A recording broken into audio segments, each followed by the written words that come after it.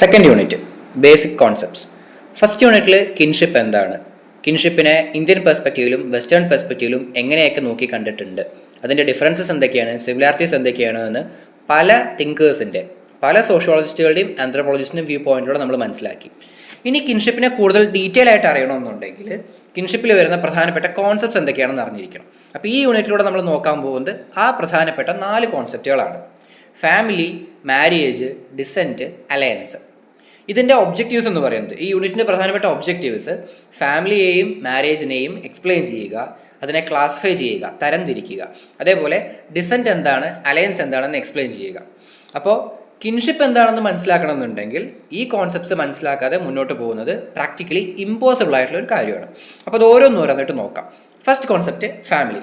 നമുക്ക് എല്ലാവർക്കും അറിയാം, ഫാമിലി എന്ന് പറയുന്നത് it is the most basic and universal social institution.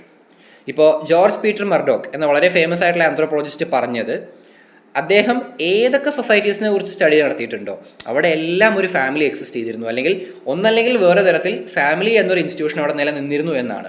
അപ്പം അതുകൊണ്ട് തന്നെ എന്താണ്, എല്ലായിടത്തും എല്ലാ കാലങ്ങളിലും ഫാമിലി എന്ന സാമൂഹ്യ സ്ഥാപനം ഉണ്ടായിരുന്നു. അത് പല ഫോമുകളിലായിരിക്കാം, പല രീതിയിലായിരിക്കാം, അത് തമ്മിൽ പല വ്യത്യാസങ്ങളും ഉണ്ടായിരിക്കാം. പക്ഷെ എന്താണ്, ഫാമിലി എക്സിസ്റ്റ് ചെയ്തിരുന്നു, എക്സിസ്റ്റ് ചെയ്യുന്നുണ്ട്, ഇനിയും കുറേ കാലത്തേക്ക് എക്സിസ്റ്റ് ചെയ്യുക തന്നെ ചെയ്യും. അദ്ദേഹത്തിൻ്റെ വളരെ ഫേമസ് ആയിട്ടുള്ള ഒരു വർക്കാണ് സോഷ്യൽ ഓർഗനൈസേഷൻ, 1949 ആ വർക്കിൽ അദ്ദേഹം ഫാമിലിയെക്കുറിച്ച് ഒന്ന് എക്സ്പ്ലെയിൻ ചെയ്തിട്ടുണ്ട്. ഫാമിലി എന്ന് പറയുന്നത് ഒരു സോഷ്യൽ ഗ്രൂപ്പാണ്. അതിൽ ഒന്നിൽ കൂടുതൽ മെമ്പേഴ്സ് ഉണ്ടായിരിക്കും. അവർ ഒരു കോമൺ റെസിഡൻസ്, ഒരുമിച്ച് ഒരു വീട്ടിൽ താമസിക്കുന്നതായിരിക്കും. അവിടെ റീപ്രൊഡക്ഷൻ സംഭവിക്കുന്നുണ്ട്, അതായത് കുട്ടികൾക്ക് ജന്മം കൊടുക്കുന്നുണ്ട്, അവരെ വളർത്തുന്നുണ്ട്. ആ മെമ്പേഴ്സ് തമ്മിൽ ഒരു എക്കണോമിക് കോപ്പറേഷനും ഉണ്ട് എന്നാണ് അദ്ദേഹം പ്രസ്താവിച്ചത്. പിന്നെ അദ്ദേഹം ആഡ് ചെയ്തത്, ഒരു ഫാമിലിക്കകത്ത് 2 ഇൻഡിവിജ്വൽസ്, ഡിഫറെൻറ്റ് സെക്സിൽ വരുന്ന 2 ഇൻഡിവിജ്വൽസ് തമ്മിൽ സെക്ഷൽ റിലേഷൻഷിപ്പിൽ ഏർപ്പെടാനുള്ള ഒരു അംഗീകാരം ആര് കൊടുക്കുന്നു? സൊസൈറ്റി കൊടുക്കുന്നുണ്ട്. അതിൻ്റെ ഭാഗമായിട്ടുണ്ടാകുന്ന കുട്ടികളെ അവർക്ക് വളർത്താൻ കഴിയും, അതല്ലെങ്കിൽ അവർക്ക് കുട്ടികളെ ദത്തെടുത്ത് വളർത്തുകയും ചെയ്യാം എന്നാണ് അദ്ദേഹം ഈ ഒരു ഡെഫിനിഷനിൽ പറഞ്ഞത്. ആക്ച്വലി ഒരു ഐഡിയൽ ഫാമിലി എന്താണ്, അല്ലെങ്കിൽ ഒരു ഐഡിയൽ ഫാമിലിയും റിയൽ ഫാമിലിയും തമ്മിലുള്ള ഡിഫറൻസ് എന്താണെന്ന് മനസ്സിലാക്കലാണ് ഒരു സോഷ്യോളജിസ്റ്റിൻ്റെ ഏറ്റവും ബേസിക് ആയിട്ടുള്ള ഒരു ദൗത്യം എന്ന് പറയുന്നത്. അതിനുവേണ്ടി പലരും പല രീതിയിൽ ശ്രമങ്ങൾ നടത്തിയിട്ടുണ്ട്. ഇപ്പോൾ എമൈൽ ഡർഖീം അദ്ദേഹം ഒരു കൺക്ലൂഷനിൽ എത്തിയത്, നമ്മൾ ഒരു സൊസൈറ്റിയിലെ ഫാമിലിയെക്കുറിച്ച് പഠിക്കണമെങ്കിൽ ആ സൊസൈറ്റിയുടെ ഹിസ്റ്ററി എന്താണ്, അവിടുത്തെ ലോയും കസ്റ്റംസും എങ്ങനെയായിരുന്നു, അവിടുത്തെ ഒരു ഡെമോഗ്രഫിക്കൽ സ്ട്രക്ചർ എങ്ങനെ എന്നൊക്കെ മനസ്സിലാക്കി ഫാമിലിയെ അറിയണം എന്നുള്ളതായിരുന്നു. ഇത് നമുക്ക് ഈ ഹിസ്റ്ററി മനസ്സിലാക്കി കഴിഞ്ഞാൽ ഇതിനെക്കുറിച്ചൊരു ബേസിക് ഐഡിയ കിട്ടും.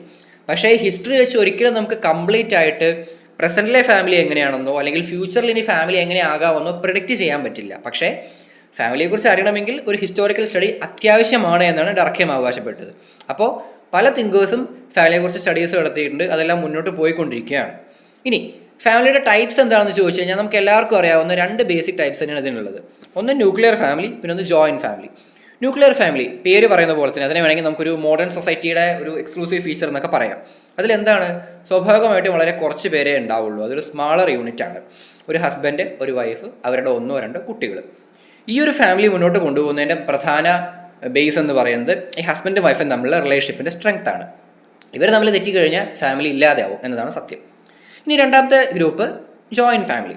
ജോയിൻറ്റ് ഫാമിലി എന്താണ്, പേര് പോലെ തന്നെ അതിൽ ഒന്നിൽ കൂടുതൽ ആളുകൾ, അതായത് ന്യൂക്ലിയർ ഫാമിലിയേക്കാളും കൂടുതൽ ആളുകൾ അവിടെ വരുന്നുണ്ട്.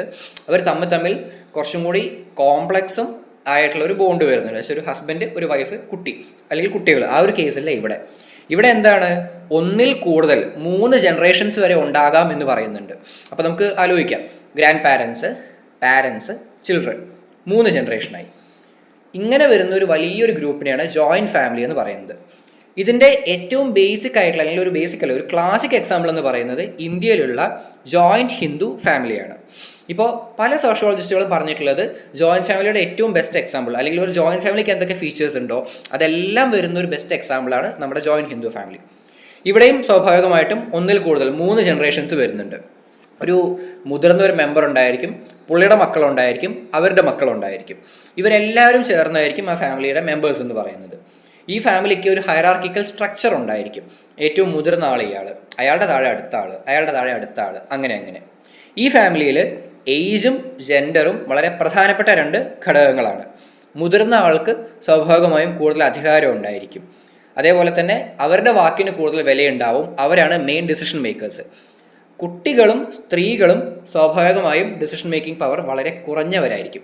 അവർക്ക് അവരുടെ ജീവിതത്തിലെ തന്നെ പ്രധാനപ്പെട്ട തീരുമാനങ്ങൾ എടുക്കാൻ, ഇപ്പോൾ വിദ്യാഭ്യാസം ആയിക്കോട്ടെ, ജോലി ആയിക്കോട്ടെ, വിവാഹം ആയിക്കോട്ടെ, അതിൽ തീരുമാനമെടുക്കാൻ അവർക്ക് അവകാശം ഉണ്ടാവില്ല. പക്ഷെ എന്തായിരിക്കും, അവരുടെ ഈ മുതിർന്ന ആളുകൾക്ക് അവകാശം ഉണ്ടായിരിക്കും.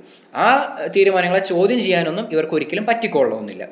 ഇത് ഈ ഡിസിഷൻ മേക്കിങ്ങിൽ മാത്രമല്ല, ഇവർ തമ്മിലുള്ള സംസാരങ്ങൾ, അല്ലെങ്കിൽ അവർ ആ ഫാമിലിയിൽ, ആ വീട്ടിൽ എവിടെയൊക്കെ വന്നിരിക്കുന്നു, എവിടെയൊക്കെ അവർക്ക് പ്രവേശനമുണ്ട് എന്നതിൽ പോലും ഏജും ജെൻഡറും ഒരു വലിയ ഫാക്ടറാണ് എന്ന് പറയുന്നുണ്ട്. പിന്നെ ഇതിനെ നമുക്കൊരു ബിസിനസ്, ഒരു എക്കണോമിക് രീതിയിൽ നോക്കിക്കാണുകയാണെന്നുണ്ടെങ്കിൽ, ഒരു ജോയിൻറ്റ് ഫാമിലി ഒന്നുകിൽ കൃഷിയിൽ ഏർപ്പെടുന്നുണ്ടായിരിക്കും, അല്ലെങ്കിൽ ഒരു ബിസിനസ്സിൽ ഏർപ്പെടുന്നുണ്ടായിരിക്കും.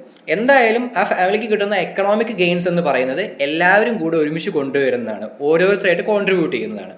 അപ്പോൾ ആ ഒരു ഫീച്ചറും കൂടി ജോയിൻറ്റ് ഹിന്ദു ഫാമിലിക്ക് ഉണ്ട്, അല്ലെങ്കിൽ ഒരു ജോയിൻറ്റ് ഫാമിലിക്ക് ഉണ്ട്. ഇനി മൂന്നാമത്തെ ഒരു ടൈപ്പ്, അതൊരു മൂന്നാമത്തെ സെപ്പറേറ്റ് ടൈപ്പ് എന്ന് പറയാൻ പറ്റില്ല, പേര് പോലെ തന്നെ അതൊരു എക്സ്റ്റൻഷനാണ്. അതിനെ നമ്മൾ എക്സ്റ്റെൻഡഡ് ഫാമിലി എന്ന് പറയുന്നു.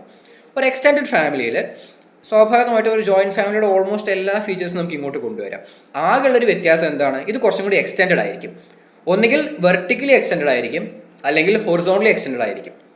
ഇപ്പോൾ ജോയിൻറ്റ് ഫാമിലിയിൽ ഒരാൾ, നമുക്ക് അയാളെ മുത്തശ്ശൻ എന്ന് വിളിക്കാം, മുത്തശ്ശൻ, അയാളുടെ മകൻ, പുള്ളിയുടെ മക്കൾ, കൊച്ചുമക്കൾ, ഇങ്ങനെയാണ് പോകുന്നതെന്നുണ്ടെങ്കിൽ ഒരു എക്സ്റ്റെൻഡഡ് ഫാമിലിയിൽ മുത്തശ്ശന് ഒരു ബ്രദറിൻ്റെ ഒരു ഫാമിലി ഉണ്ടായിരിക്കാം. അതല്ലെങ്കിൽ മുത്തശ്ശൻ്റെ വൈഫിൻ്റെ പേരൻസോ അല്ലെങ്കിൽ വൈഫിൻ്റെ ബ്രദേഴ്സോ സിസ്റ്റേഴ്സോ ആ ഫാമിലിയിൽ ഉണ്ടാവും. അതേപോലെ മക്കൾ 2 മക്കളാണെന്നുണ്ടെങ്കിൽ 3 or 4 മക്കളുണ്ടാവും. അങ്ങനെ ഒരു ജോയിൻറ്റ് ഫാമിലി എക്സ്റ്റെൻഡഡ് ആകുമ്പോൾ എക്സ്റ്റെൻഡഡ് ഫാമിലി നമുക്ക് വിളിക്കാൻ കഴിയും. ഇന്ത്യയിലെ കാര്യം എടുത്തു പറയുകയാണെന്നുണ്ടെങ്കിൽ ജോയിൻറ്റ് ഫാമിലി തന്നെയാണ് ഓൾമോസ്റ്റ് ഒരു എക്സ്റ്റെൻഡഡ് ഫാമിലി, അല്ലെങ്കിൽ എക്സ്റ്റെൻഡഡ് ഫാമിലിയും ജോയിൻറ്റ് ഫാമിലിയും ഓൾമോസ്റ്റ് ഒരേ രീതിയിലാണ് ഇന്ത്യയിൽ കണക്കാക്കുന്നത്. കുറച്ചും കൂടി സ്പെസിഫിക് ആയിട്ട് പറയുകയാണെങ്കിൽ ഇന്ത്യയിൽ എക്സ്റ്റെൻഡഡ് ഫാമിലി എന്നൊരു സാധനം നമുക്ക് പറയാറില്ല, നമ്മളതിനെ ജോയിൻറ്റ് ഫാമിലി എന്ന് തന്നെയാണ് പറയാറ്. ഈ എക്സ്റ്റൻഷൻ നമ്മൾ പറഞ്ഞു വെർട്ടിക്കലും ആവാം, ഹൊറിസോണ്ടലും ആവാം. ഹൊറിസോണ്ടലായിട്ടാണ് എക്സ്റ്റൻഷൻ സംഭവിക്കുന്നതെന്നുണ്ടെങ്കിൽ അതിനെ വിളിക്കാറുള്ളത് ഫ്രട്ടേണൽ അല്ലെങ്കിൽ കൊളാറ്ററൽ എക്സ്റ്റെൻഡഡ് ഫാമിലി, അല്ലെങ്കിൽ കൊളാറ്ററൽ ഫാമിലി എന്നാണ്. ഇനി ഫാമിലിയുടെ ടൈപ്സ് നോക്കുമ്പോൾ തന്നെ നോക്കേണ്ട വേറൊരു ടേമാണ് ഹൗസ് ഹോൾഡ് എന്ന് പറയുന്നത്. ഇത് രണ്ടും നമ്മൾ പലപ്പോഴും ഒരേപോലെ യൂസ് ചെയ്യാറുള്ളതാണ്. ഫാമിലിയും ഹൗസ് ഹോൾഡും സെയിം ആണെന്ന് ചിലപ്പോൾ തോന്നുകയും ചെയ്യും. ഇത് ഓൾമോസ്റ്റ് സിമിലർ ആണ്, പക്ഷേ വ്യത്യാസം, നമ്മുടെ സോഷ്യോളജി പ്രകാരം വ്യത്യാസം എന്താണെന്ന് വെച്ച് കഴിഞ്ഞാൽ ഫാമിലി എന്ന് പറയുന്നത് ഒരു സോഷ്യൽ ഫെനോമിനയാണ്. ഇതേ സമയം ഈ ഹൗസ് ഹോൾഡ് എന്ന് പറയുന്നത് ഒരു ഫിസിക്കൽ വണ്ണാണ്. ഒരു വീട്ടിൽ താമസിക്കുന്നവരെല്ലാവരും നമുക്കൊരു ഹൗസ് ഹോൾഡ് എന്ന് വിളിക്കാം. ഒരു കോമൺ ഹൗസ് ഹോൾഡാണ് ഇവർക്ക് നമുക്ക് പറയാൻ കഴിയും. പക്ഷേ എന്താണ്, ഒരു വീട്ടിൽ താമസിക്കുന്ന എല്ലാവരും നമുക്ക് ഒരു ഫാമിലിയാണെന്ന് പറയാൻ പറ്റിക്കൊള്ളണമെന്നില്ല. ഒരു വീട്ടിൽ, ഒരു ഹൗസ് ഹോൾഡിൽ ഒന്നിൽ കൂടുതൽ ഫാമിലീസ് ഇൻക്ലൂഡഡ് ആയേക്കാം. അതാണ് ഇതിൻ്റെ ഏറ്റവും സിമ്പിൾ ആയിട്ടുള്ള ഡിഫറൻസ്. ഫാമിലി ഒരു സോഷ്യൽ ഫെനോമിന ആവുമ്പോൾ ഇത് ഹൗസ് ഹോൾഡ് എന്താണ്, ഒരു ഫിസിക്കൽ വണ്ണാണ്, ഫിസിക്കലി എക്സിസ്റ്റ് ചെയ്യുന്ന സംഭവമാണ്. അതേപോലെ തന്നെ ഇന്ത്യൻ കോണ്ടെക്സ്റ്റിൽ നമുക്കൊരിക്കലും, നമ്മൾ ആദ്യം പറഞ്ഞു, അതായത് ഒരു ന്യൂക്ലിയർ ഫാമിലി എന്ന് പറയുന്നത് ഒരു മോഡേൺ സൊസൈറ്റിയുടെ ഭാഗമായിട്ടുണ്ടായതാണ്. അപ്പോൾ ജോയിൻറ്റ് ഫാമിലി പഴയ സൊസൈറ്റിയിലെയാണ്. അതുകൊണ്ട് ഇത് രണ്ടും കോ എക്സിസ്റ്റ് ചെയ്യണമെന്നില്ല എന്ന് നമുക്ക് വേണമെങ്കിൽ പറയാം. പക്ഷേ ഇന്ത്യൻ സൊസൈറ്റിയിൽ അങ്ങനെയല്ല. ജോയിൻറ്റ് ഫാമിലിയും ന്യൂക്ലിയർ ഫാമിലിയും ഒരേപോലെ കോ എക്സിസ്റ്റ് ചെയ്യുന്നുണ്ട്. ഒന്നിന് ശേഷം വന്നത് എന്നതിനേക്കാളും നല്ലത് ഒന്ന് മറ്റേതിൻ്റെ ഒരു തുടർച്ചയാണ്, ഒരു കണ്ടിന്യൂം ആയിട്ട് വരുന്നു എന്ന് പറയുന്നതാണ്. ഈ ഫാമിലിയെക്കുറിച്ച് പിന്നെയും പല സ്റ്റഡീസ് നടത്തിയിട്ടുണ്ട്. ഇപ്പോൾ ഒരു ഉദാഹരണം പറയുകയാണെന്നുണ്ടെങ്കിൽ ഫാമിലിയുടെ ഫങ്ഷൻസിനെ കുറിച്ച് നോക്കാം. ഇപ്പോൾ ഫാമിലിയുടെ ഫങ്ഷൻസ് എന്തൊക്കെ? സോഷ്യൽ ഫങ്ഷൻസ് ഉണ്ട്, എക്കണോമിക് ഫങ്ഷൻസ് ഉണ്ട്, എഡ്യൂക്കേഷണൽ ഫങ്ഷൻസ് ഉണ്ട്, അങ്ങനെ ഒരുപാട് കാര്യങ്ങൾ വരുന്നുണ്ട്. അതേപോലെ ഫാമിലിയുടെ ഏറ്റവും പ്രധാനപ്പെട്ട ഒരു ഫീച്ചറാണ് it is the primary agent of socialisation.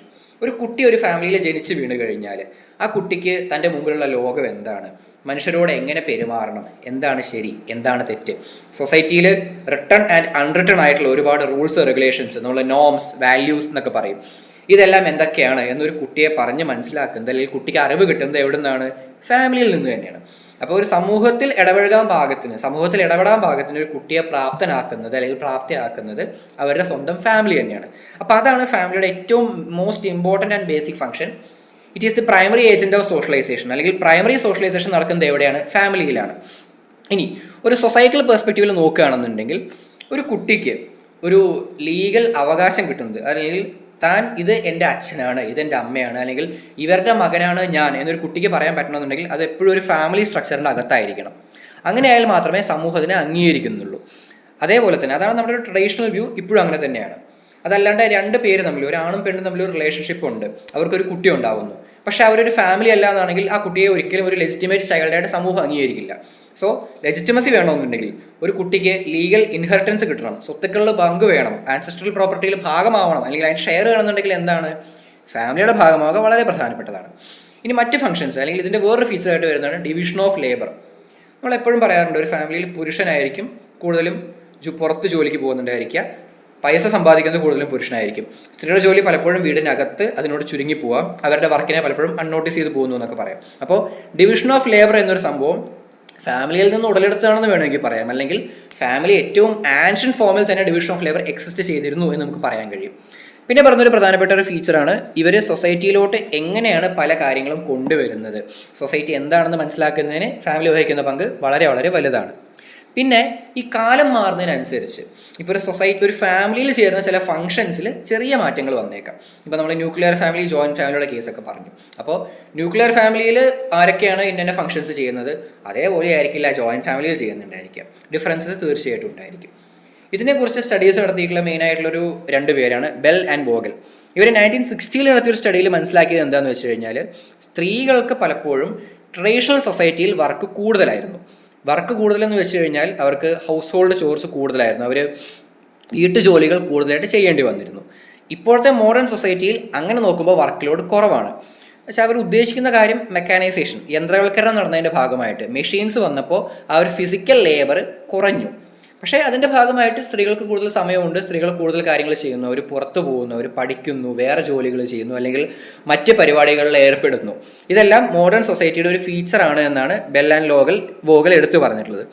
അതേപോലെ ഇവർ ചില സെർട്ടൻ പ്രീ കൺസീവ്ഡ് നോഷൻസിനെ എഗെയിൻസ്റ്റ് ആയിട്ട് സംസാരിക്കുന്നുണ്ട്.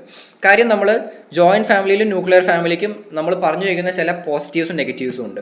ഇപ്പോൾ ഏറ്റവും മെയിനായിട്ട് ജോയിൻറ്റ് ഫാമിലിക്ക് എപ്പോഴും കേൾക്കുന്ന ഒരു നെഗറ്റീവാണ്, ജോയിൻറ്റ് ഫാമിലി വളരെ ക്ലോസ്ഡ് ആണ്, പാട്രിയാർക്കലാണ്, ഇൻഡിവിജ്വൽ ഫ്രീഡം എന്നൊരു സംഭവം ഇല്ല എന്ന്.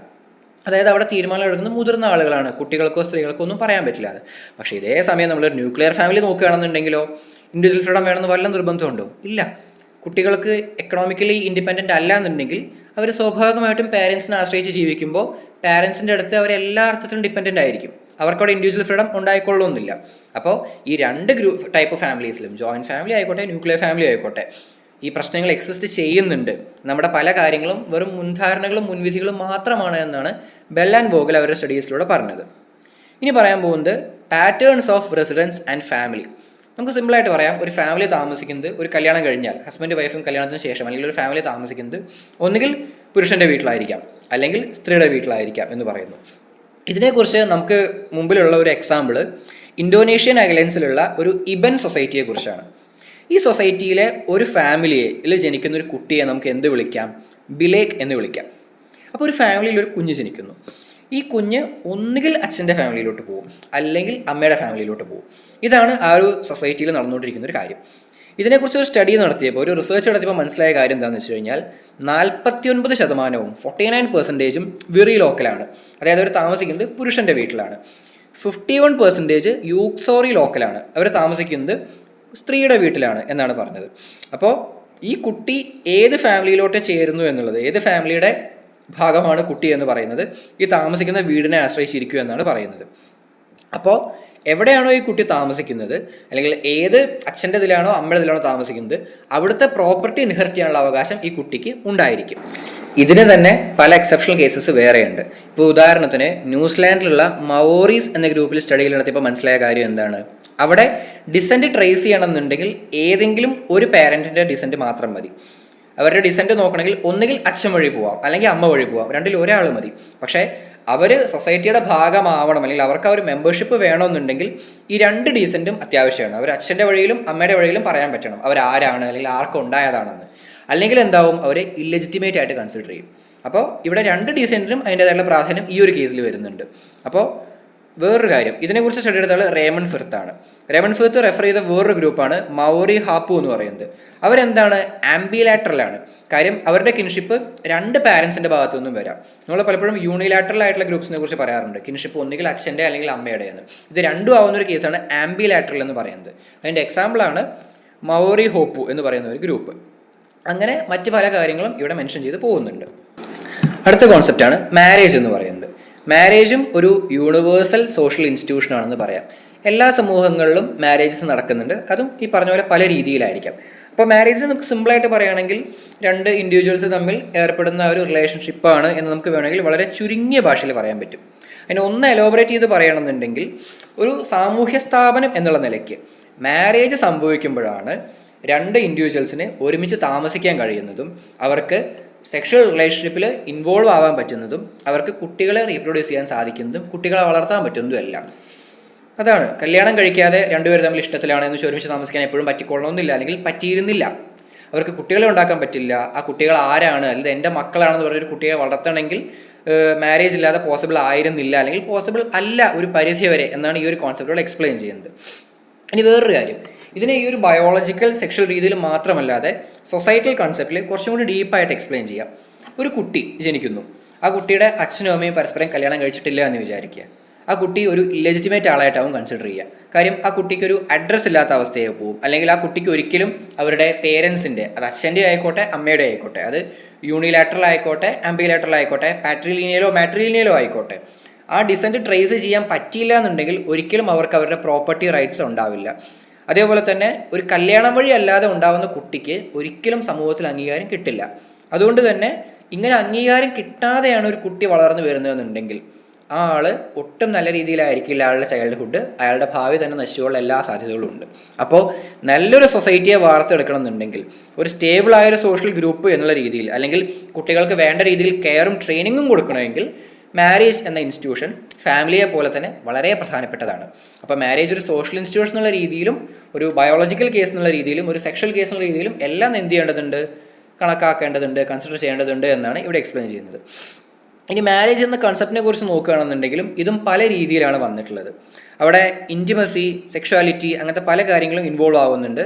അതിനെ പല രീതിയിൽ പല സോഷ്യോളജിസ്റ്റുകളും ആന്ത്രോപോളജിസ്റ്റുകളും എക്സ്പ്ലെയിൻ ചെയ്യുകയും ചെയ്തിട്ടുണ്ട്. അതുകൊണ്ട് പല സോഷ്യോളജിസ്റ്റുകളുടെയും പല ഡെഫിനിഷൻസ് നമുക്ക് മാരേജിന് കാണാൻ കഴിയും. ഫോർ എക്സാമ്പിൾ ഒരു ഡെഫിനിഷൻ നമുക്ക് നോക്കാം. ഇത് കാത്ലീൻ ഗോഫ് അദ്ദേഹത്തിൻ്റെ ആർട്ടിക്കിൾ ഓൺ മാരേജിനെ കുറിച്ചുള്ള ആർട്ടിക്കിളിൽ പറഞ്ഞതാണ് 1959.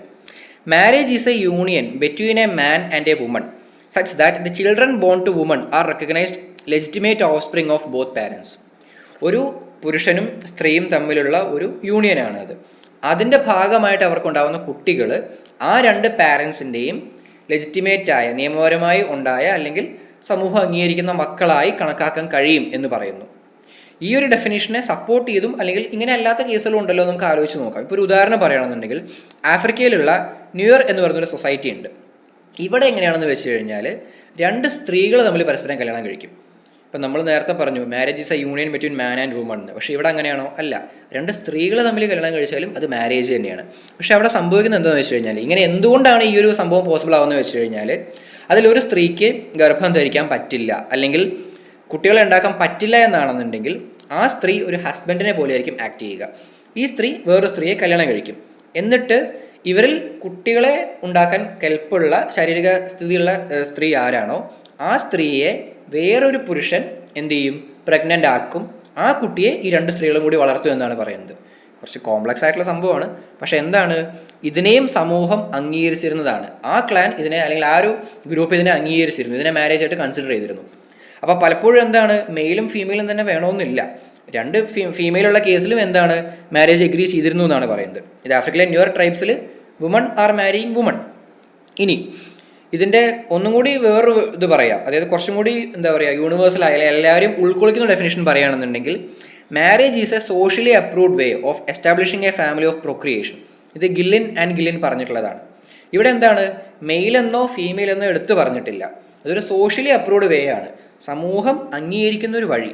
അതിലൂടെ അവർക്കൊരു കുടുംബം ഉണ്ടാക്കാനും പ്രത്യുൽപാദനം നടത്താനും സാധിക്കുന്നുവെങ്കിൽ അതിനെ മാരേജ് ആയിട്ട് കൺസിഡർ ചെയ്യാം. അപ്പോൾ അവിടെ മെയിലും തന്നെ ഫീമെയിലും തന്നെ വേണമെന്നില്ല. മെയിലോ ആവാം, ഫീമെയിലോ ആവാം, എങ്ങനെ വേണമെങ്കിലും ആവാം. അപ്പോൾ പല ഡെഫിനിഷൻസ് ഇതിന് പറയുന്നുണ്ട്. ഇനി എഡ്മണ്ട് ലീച്ച് ഇതിന് വേറൊരു കേസ് പറഞ്ഞു. അദ്ദേഹം ചോദിച്ചത് എന്താണെന്ന് വെച്ച് കഴിഞ്ഞാൽ, മാരേജ് നടന്നാൽ മാത്രമേ അതിലുണ്ടാകുന്ന കുട്ടിക്ക് ലെജിറ്റിമസി ഉള്ളൂ എന്ന് പറയുന്നത് അത്ര ശരിയല്ല എന്നാണ് ഇദ്ദേഹം പറഞ്ഞത്.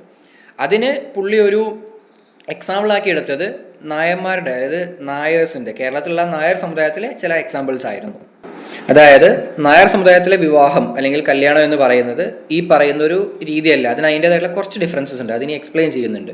അപ്പോൾ പല സൊസൈറ്റിയിലും പല രീതിയിലാണ് മാരേജിൻ്റെ റൂൾസ് വരുന്നത്.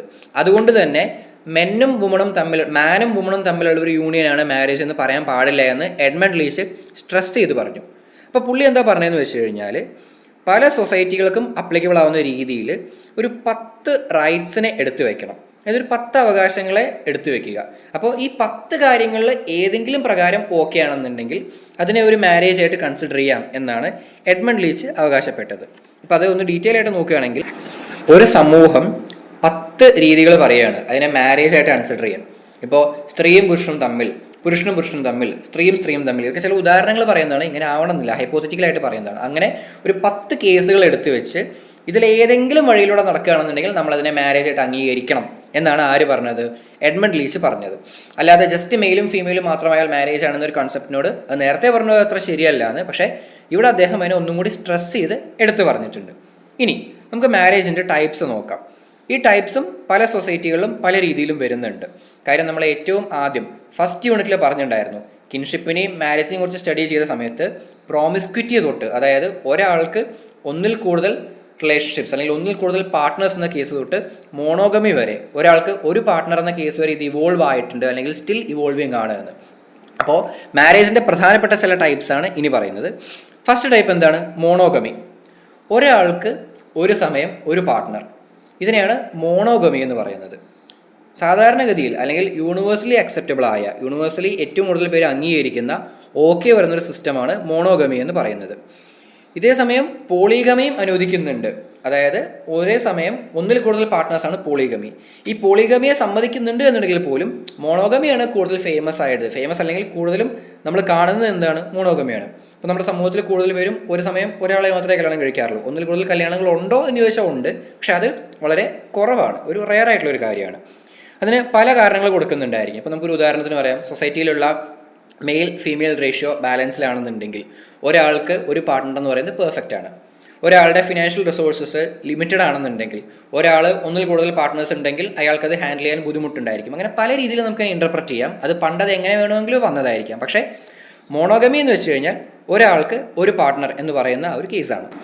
നമ്മൾ പൊതുവേ മനുഷ്യരെ പോളിഗാമസ് ആയിട്ടാണ് കൺസിഡർ ചെയ്യാറുള്ളത്. നമുക്ക് ഒരേ സമയം ഒരു പാർട്ട്ണർ മാത്രം എന്നൊരു കേസ് പോസിബിൾ അല്ല. ഒന്നിൽ കൂടുതൽ പാർട്ട്നേഴ്സിനോടുള്ളവരാണ് ഹ്യൂമൻ ബീയിങ്സ് എന്നാണ് പൊതുവേ സയൻസ് പറയുന്നത്. പക്ഷേ മോണോഗമി സിസ്റ്റം അല്ലെങ്കിൽ മോണോഗമ സിസ്റ്റമാണ് നമ്മുടെ സൊസൈറ്റിയിൽ മെയിനായിട്ട് ഫോളോ ചെയ്തു പോകുന്നത്. ഒരാൾക്ക് one partner at A time. ഇതിൻ്റെ വേറൊരു ടൈപ്പാണ് സീരിയൽ മോണോഗമി എന്ന് പറയുന്നത്. ഇപ്പോൾ നമ്മുടെ പാർട്ട്ണർ മരിച്ചുപോയി എന്നാണെങ്കിൽ, നമുക്ക് ഒരു പാർട്ട്ണർ ഇപ്പോൾ നിലവിലില്ല എന്നാണെങ്കിൽ നമുക്ക് പുതിയൊരു പാർട്ട്ണർ ആവാം. അപ്പോഴും ഒരു സമയം ഒരു പാർട്ട്ണർ തന്നെയുള്ളൂ. ഇതിനെ നമുക്ക് എന്ത് വിളിക്കാം? സീരിയൽ മോണോഗമി എന്ന് വിളിക്കാം. പക്ഷേ ഇവിടെയും ഒരു ചെറിയ ഇൻഇക്വാലിറ്റിയുടെ കേസ് വരുന്നുണ്ട്. ഇത് പുരുഷന്മാർക്ക് മാത്രമേ പോസിബിൾ ആയിരുന്നുള്ളൂ, സ്ത്രീകൾക്ക് പോസിബിൾ ആയിരുന്നില്ല ഒരു കാലത്ത്. ഇന്ത്യയിലെ കേസ് നോക്കുകയാണെന്നുണ്ടെങ്കിൽ വിഡോ റീമാരേജ് ആക്ട് ഓഫ് 1856 വരുന്നത് വരെ വിഡോസിന് ഒരിക്കലും റീമാരേജ് ചെയ്യാൻ പറ്റുമായിരുന്നില്ല. അവർ സ്ട്രെയിറ്റ് മോണോഗമി ആയിരുന്നു. അവർക്ക് അവരുടെ ആയുഷ്കാലം ഒരൊറ്റ ലൈഫ് പാർട്ട്ണറേ ഉണ്ടാവുള്ളൂ.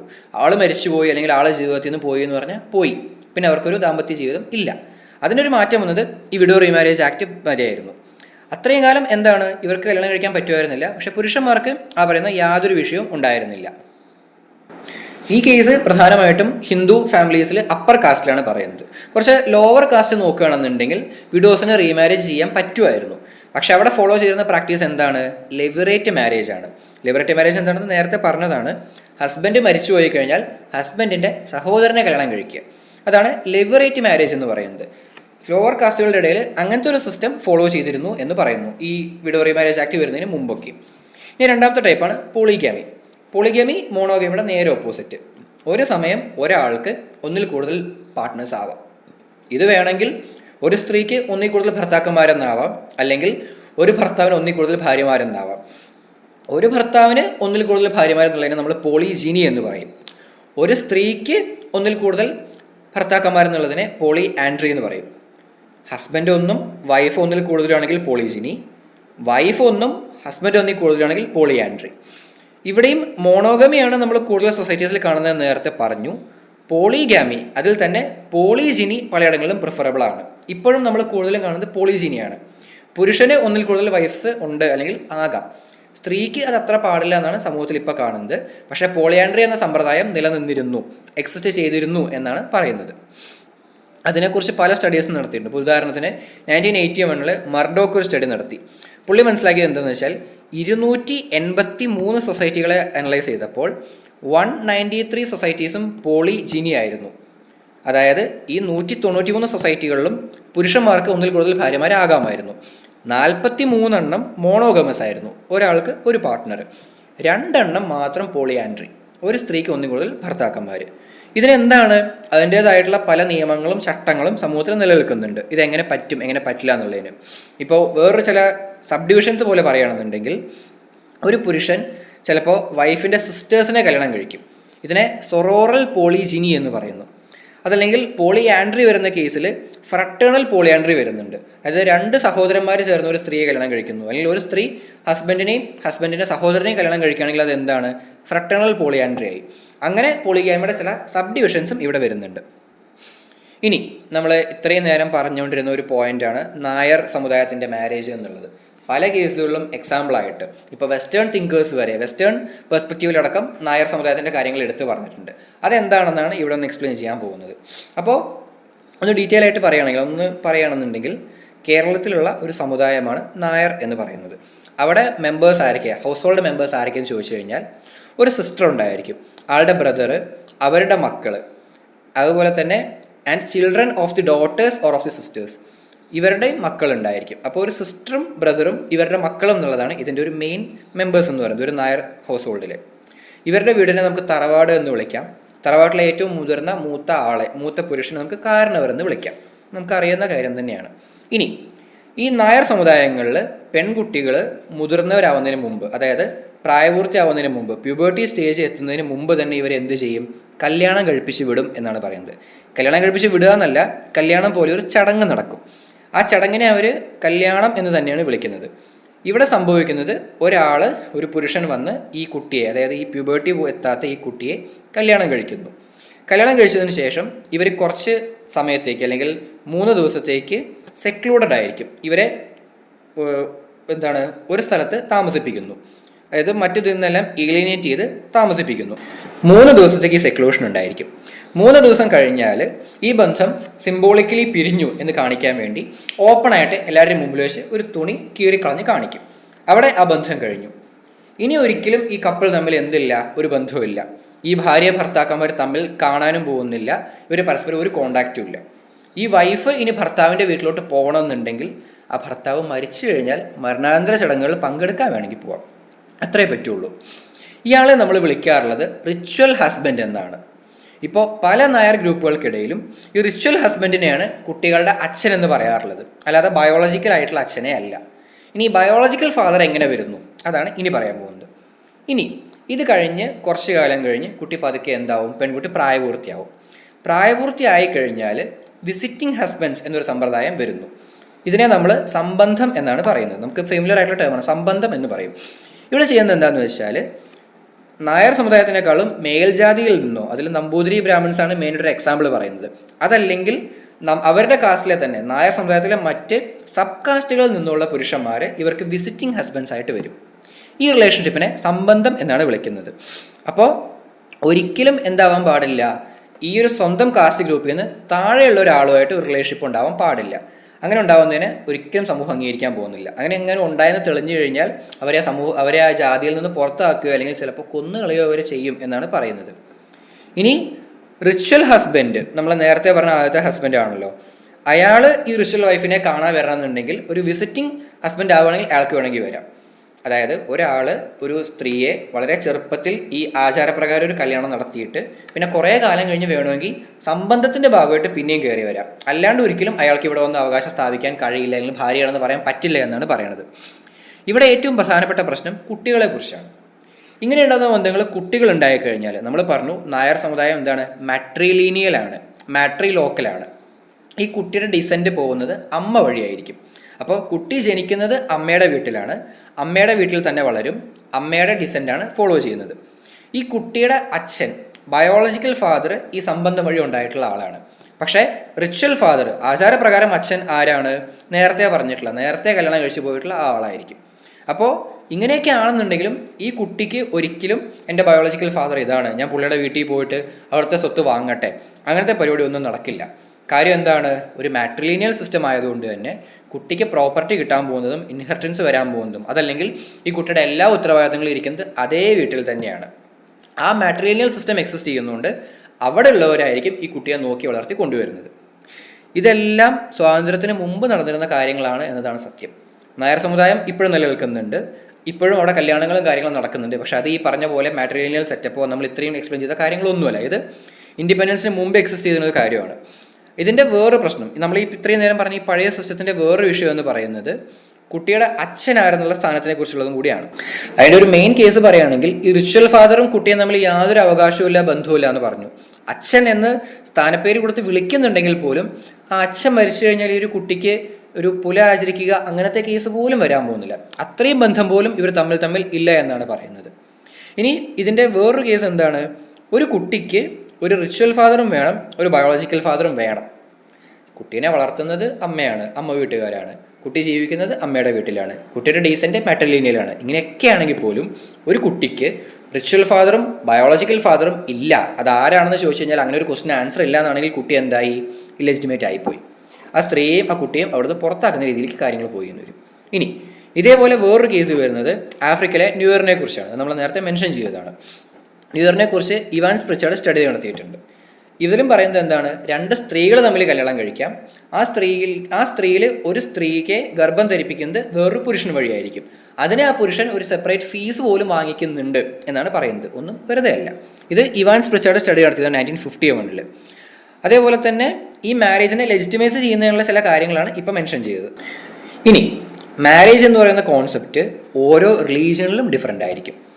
ഹിന്ദുയിസത്തിലും ക്രിസ്ത്യാനിറ്റിയിലും മാരേജ് എന്ന് പറയുന്നത് രണ്ട് ഇൻഡിവിജ്വൽസ് തമ്മിലുള്ള ഒരു കോൺട്രാക്റ്റാണ്. വെറും കോൺട്രാക്റ്റ് അല്ല, വളരെ ഡിവൈനായ പവിത്രമായ ഒരു കോൺട്രാക്റ്റാണ്. ഇസ്ലാമിൽ എന്താണ്? ജസ്റ്റ് ഒരു മിയർ കോൺട്രാക്റ്റ് ആണ് എന്നാണ് പറയുന്നത്. അപ്പോൾ ഹിന്ദുയിസത്തിലും ക്രിസ്ത്യാനിറ്റിയിലും ഒരു മാരേജ് ബ്രോക്കൺ ആവുക എന്ന് പറയുന്നത് വലിയൊരു കുഴപ്പമായിട്ടാണ് പറയുന്നത്. അതുകൊണ്ട് തന്നെ ഇന്ത്യയിൽ ഒരു ഫാമിലി ഡിസ്ഫങ്ഷണലായി പോകുന്നു എന്നുണ്ടെങ്കിൽ ഒരിക്കലും ഡിവോഴ്സ് ചെയ്യാനോ അല്ലെങ്കിൽ അവർക്ക് ഇൻഡിപെൻഡൻ്റ് ജീവിക്കാനോ ഒരു സാഹചര്യം ഉണ്ടാവുന്നില്ല. ഒരു അബ്യൂസീവ് മാരേജിനെ സഹിച്ച് ക്ഷമിച്ച് ജീവിക്കുക എന്നുള്ളതാണ് ഇപ്പോഴും ഹിന്ദു റിലീജിയൻ പ്രകാരം പറയുകയാണെങ്കിലും സൊസൈറ്റി ഇമ്പോസ് ചെയ്യുന്നതും അത്തരം കാര്യങ്ങളാണ്. അതേപോലെ തന്നെ the Roman Catholic church doesn't recognise divorce. ഇപ്പോൾ ക്രിസ്ത്യാനിറ്റിയിൽ ഡിവോഴ്സ് നടന്നാൽ പോലും റോമൻ കാത്തലിക് ചർച്ച് അതിനെ അംഗീകരിക്കുന്നില്ല. അവർ പറയുന്നത് എന്താണ്? If A couple gets divorced they are still married in the ice of God. ദൈവത്തിൻ്റെ കണ്ണിൽ അവരിപ്പോഴും മാരീഡ് ആണ് എന്നാണ് റോമൻ കാത്തലിക് ചർച്ച് പറയുന്നത്. അപ്പോൾ എന്താണ്? മാരേജ് എന്ന ഇൻസ്റ്റിറ്റ്യൂഷന് ഓരോ മതത്തിലും അതിൻ്റേതായിട്ടുള്ള ചെറിയ ഡിഫറൻസസ് ഉണ്ട്. ലാസ്റ്റ് പറയാൻ പോകുന്ന രണ്ട് കോൺസെപ്റ്റ്സ് ആണ് ഡിസെൻറ്റും അലയൻസും. ഇത് രണ്ടും ഓൾമോസ്റ്റ് സിമിലർ മീനിങ്സ് ആണ്, പക്ഷേ രണ്ടും തമ്മിൽ ചെറിയ ചില ഡിഫറൻസസ് ഉണ്ട്. ഇപ്പോൾ റോബിൻ ഫോക്സ് ആണ് ഇതിനെക്കുറിച്ച് വളരെ ഡീറ്റെയിൽ ആയിട്ടുള്ള സ്റ്റഡീസ് നടത്തിയിട്ടുള്ളത്. അദ്ദേഹം പ്രധാനമായിട്ടും അലയൻസിനെ കുറിച്ചാണ് ഫോക്കസ് ചെയ്യുന്നത്, അല്ലെങ്കിൽ അലയൻസിനെ കുറിച്ച് സ്ട്രെസ് ചെയ്ത് പറയുന്നുണ്ട്. ഒരു ട്രൈബൽ സൊസൈറ്റി എടുത്ത് നോക്കിക്കഴിഞ്ഞാൽ അവിടെ കൂടുതലും ഉള്ളത് എന്തായിരിക്കും? ഈ അലയൻസും ഡിസെൻറ്റും ആയിരിക്കും. അതിൽ തന്നെ അലയൻസ് എന്ന് പറയുന്നത് എന്താണ്? ഒരു ടെമ്പററി റിലേഷൻഷിപ്പാണ്, അല്ലെങ്കിൽ ഒരു ടെമ്പററി അസോസിയേഷനാണ്. ഒരു മെയിലിന് ഒരുപാട് ഫീമെയിൽസുമായിട്ട് ഉണ്ടാകുന്ന ഒരു ടെമ്പററി റിലേഷൻഷിപ്പാണ് അലയൻസ്. ടെമ്പററി എന്ന് അദ്ദേഹം പറയാൻ കാര്യം, ഈ ആള് മരിച്ചു പോവുകയാണെങ്കിൽ, ഈ പാർട്ട്നേഴ്സിൽ ഏതെങ്കിലും ഒരാൾ മരിച്ചു പോയാൽ റിലേഷൻഷിപ്പ് അവസാനിക്കും. അതുകൊണ്ടാണ് ഇതിനെ ടെമ്പററി എന്ന് വിളിക്കുന്നത്. അപ്പോൾ അലയൻസിനെ വേറെ രീതിയിൽ നോക്കിക്കാണുകയാണെന്നുണ്ടെങ്കിൽ രണ്ട് ആളുകൾ തമ്മിലുള്ള ബന്ധം എന്നുള്ളതിനപ്പുറത്തേക്ക് രണ്ട് ക്ലാൻസ് തമ്മിലുള്ള ഒരു ബന്ധം എന്ന് പറയാം. ക്ലാൻ എന്താണെന്ന് ആദ്യം പറഞ്ഞു, അതൊരു ഗ്രൂപ്പ് ഓഫ് പീപ്പിൾ, അവർക്കൊരു കോമൺ ആൻസിസ്റ്റർ ഉണ്ടെന്ന് വിശ്വസിക്കുന്ന ഒരു ഗ്രൂപ്പിനാണ് ക്ലാൻ എന്ന് പറയുന്നത്. അപ്പോൾ ഒരു സൊസൈറ്റൽ ആസ്പെക്റ്റിൽ നോക്കുകയാണെന്നുണ്ടെങ്കിൽ ജസ്റ്റ് രണ്ട് ഇൻഡിവിജ്വൽസിൻ്റെ ബന്ധം എന്നുള്ളതിനപ്പുറത്തേക്ക് രണ്ട് ക്ലാൻസിൻ്റെ ബന്ധമാണ് അലയൻസിലൂടെ നടന്നിരുന്നത്. ഈ അലയൻസ് എന്ന് പറയുന്നത് ട്രൈബ്സിൻ്റെ ഇടയിൽ അല്ലെങ്കിൽ ക്ലാനുകളുടെ ഇടയിൽ മറ്റ് പല റൂൾസും കൊണ്ടുവന്നിരുന്നു. ഇപ്പോൾ മാരേജിൻ്റെ ഏറ്റവും പ്രധാനപ്പെട്ട അല്ലെങ്കിൽ ഇത്തരം അലയൻസുകൾ ഫോം ചെയ്യുന്നതിന് പ്രധാനപ്പെട്ട രണ്ട് റൂൾസാണ്. ഒന്ന് എക്സോഗമി, ഒന്ന് എൻഡോഗമി. എക്സോഗമി എന്ന് വെച്ച് കഴിഞ്ഞാൽ അലയൻസ് എല്ലായ്പ്പോഴും സ്വന്തം ക്ലാനിൽ നിന്നോ ട്രൈബിൽ നിന്നോ പുറത്തു നിന്നായിരിക്കണം എന്ന് പറയുന്നു. ട്രൈബ്സിൻ്റെ ഇടയിലുള്ള കേസാണ് ഇവിടെ എടുത്ത് പറയുന്നത്. ഇനി എൻഡോഗമി എന്ന് വെച്ച് കഴിഞ്ഞാൽ എന്താണ്? മാരേജ് എപ്പോഴും സ്വന്തം ട്രൈബിൻ്റെയോ ക്ലാൻ്റെയോ അകത്തു നിന്നായിരിക്കണം. ഇന്ത്യയിൽ പ്രധാനമായിട്ടും അല്ലെങ്കിൽ നമ്മൾ ഗ്ലോബലി മൊത്തം നോക്കുകയാണെങ്കിൽ എക്സോഗമിയാണ് മെയിനായിട്ട് ഫോളോ ചെയ്യുന്നത്. കാര്യം ഒരു ട്രൈബ് അല്ലെങ്കിൽ ഒരു ക്ലാൻ വിശ്വസിക്കുന്നത് എന്താണ്, നമുക്ക് എല്ലാവർക്കും ഒരേ ആൻസിസ്റ്ററാണ്. അപ്പോൾ ഈ ആൻസിസ്റ്റർ റിയലോ മിത്തിക്കലോ ആവാം, അത് വേറെ കാര്യം. അപ്പോൾ ഈ ആൻസിസ്റ്ററിൻ്റെ വംശപരമ്പരയിൽ പെടുന്നവരായതുകൊണ്ട് തന്നെ ഈ ക്ലാനിലെ എല്ലാവരും ബന്ധുക്കളാണ്. അപ്പോൾ നമുക്കൊരിക്കലും ഈ ക്ലാനിലെ ഒരു സ്ത്രീയെയോ കയറി കല്യാണം കഴിക്കാൻ പറ്റില്ല. അതുകൊണ്ട് വേറൊരു ക്ലാനിൽ തന്നെ കല്യാണം കഴിക്കണം എന്നുള്ളതുകൊണ്ട് എക്സോഗമിയാണ് മെയിനായിട്ടും ഇന്ത്യയിൽ ഫോളോ ചെയ്യുന്നത്. ഇന്ത്യയിലെ സാപ്പിൻഡ ഗോത്ര റൂൾസ് നോക്കുകയാണെന്നുണ്ടെങ്കിൽ സാപ്പിൻഡ റൂൾസ് ഓഫ് എക്സോഗമി പറയുന്നത് ഒരു പുരുഷന് അമ്മയുടെ സൈഡിൽ നിന്നോ അല്ലെങ്കിൽ അച്ഛൻ്റെ സൈഡിൽ നിന്നോ കോമൺ ആൻസിസ്റ്റേഴ്സായിട്ട് വരുന്ന ഒരാളെ ഒരിക്കലും കല്യാണം കഴിക്കരുത് എന്നാണ്. അത് അമ്മയുടെ സൈഡിൽ നിന്നാണെന്നുണ്ടെങ്കിൽ 3 ജനറേഷൻ വരെ നോക്കും. അച്ഛൻ്റെ സൈഡിൽ നിന്നാണെങ്കിൽ 5 ജനറേഷൻ വരെ നോക്കും. ഇതിൽ ഏതെങ്കിലും ജനറേഷനിൽ മാച്ചായി വരുന്ന ഒരാളുമായിട്ട് ഒരിക്കലും കല്യാണം കഴിക്കാൻ പാടില്ല എന്നാണ് സാപ്പിൻഡ ട്രൈബ്സിൽ പറയുന്നത്.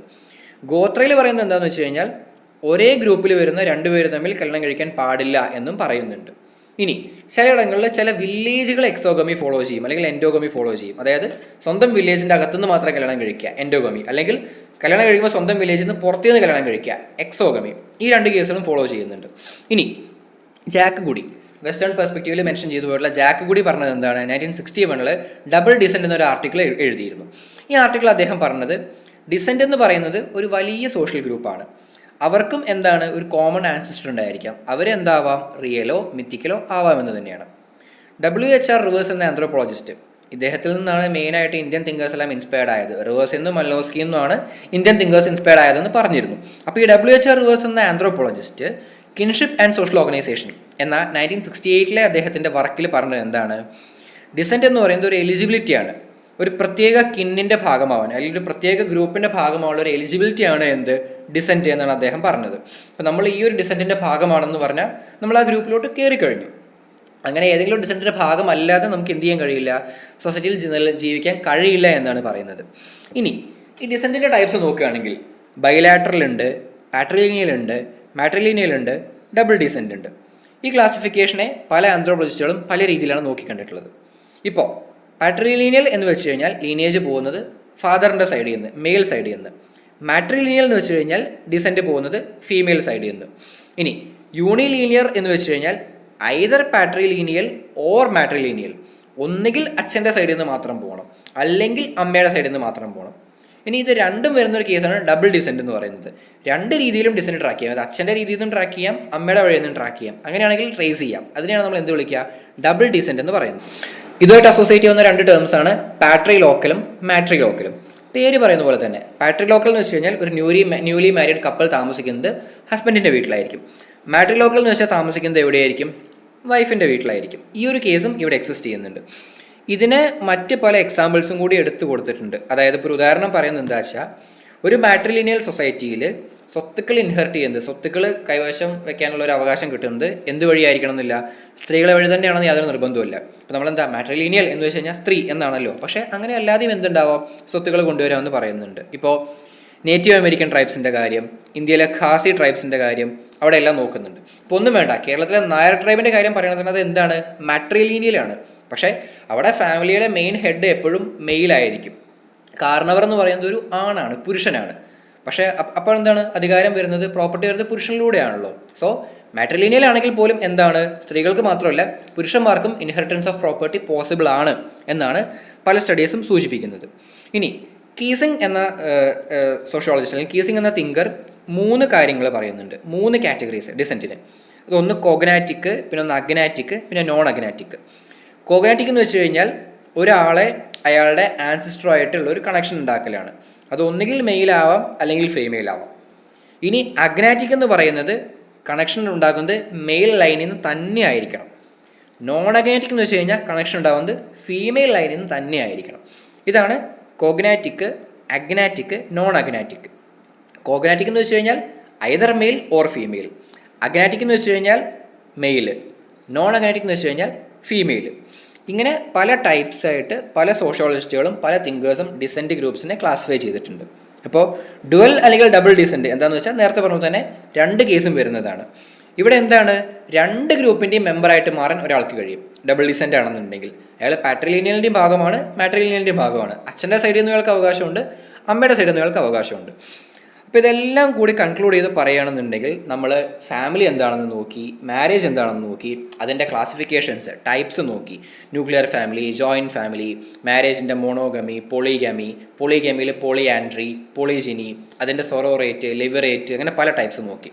അലയൻസ് എന്താണ്, അലയൻസ് ടെമ്പററി അലയൻസ് എന്ന് വിളിക്കാൻ കാരണം എന്താണ്, അത് ട്രൈബ്സിൻ്റെ ഇടയിൽ എങ്ങനെ വരുന്നു, ഡിസെൻഡിൻ്റെ ടൈപ്സ് എന്തൊക്കെയാണ്, യൂണിലാറ്ററൽ, ബൈലാറ്ററൽ, അതായത് ഡബിൾ ഡിസെൻറ്റ്, പാട്രിലിനിയൽ, മാട്രിലിനിയൽ, അങ്ങനെ പല കാറ്റഗറൈസേഷനും നോക്കിയിട്ടുണ്ട്.